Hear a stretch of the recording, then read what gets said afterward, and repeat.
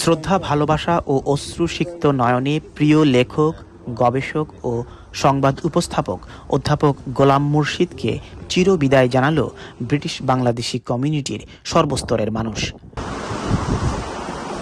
সোমবার বেলা ১১টায় গোলাম মুর্শিদের মরদেহ পূর্ব লন্ডনের গার্ডেন অফ পিসে নিয়ে আসলে শেষবারের মতো এক নজর দেখতে ভিড় করেন লেখকের দীর্ঘদিনের সহকর্মী, সাংবাদিক, সাংস্কৃতিক অঙ্গনের শিল্পী, ভক্ত ও স্বজনেরা।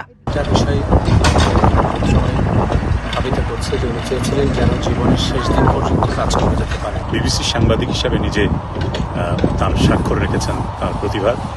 তিনি বিভিন্ন রকমের তথ্যমূলক অনুসন্ধানী প্রতিবেদন করেছেন। গোলাম মুর্শিদের স্ত্রী এলিজা মুর্শিদ জানিয়েছেন, আত্মজীবনী লেখা শুরু করলেও শেষ করতে পারেননি গোলাম মুর্শিদ। সবসময় বলতো, আমি যতদিন বেঁচে থাকি আমি যেন লেখালেখি করে যেতে পারি। যেদিন আমার লেখা বন্ধ হয়ে যাবে সেদিন আমি আর পৃথিবীতে থাকতে চাই না।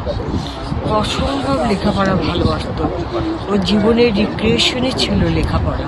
২১শে পদক বিজয়ী লন্ডন প্রবাসী বিশিষ্ট প্রাবন্ধিক ও গবেষক গোলাম মুর্শিদ ৮৪ বছর বয়সে গত ২২ আগস্ট বার্ধক্যজনিত কারণে লন্ডনের কুইন্স হাসপাতালে মৃত্যুবরণ করেন। তানভীর আহমেদ, ৭১, লন্ডন।